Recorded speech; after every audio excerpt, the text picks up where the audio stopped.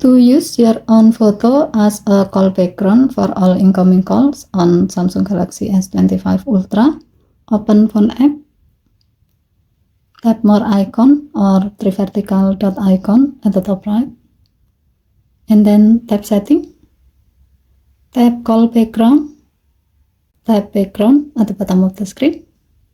Next, tap Gallery, and then select the desired photo you like to use as a call background.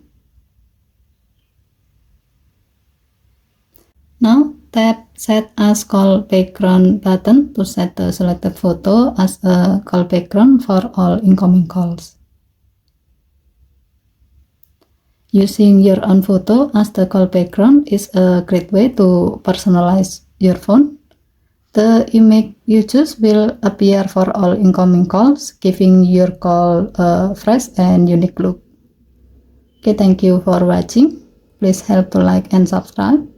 Have a nice day.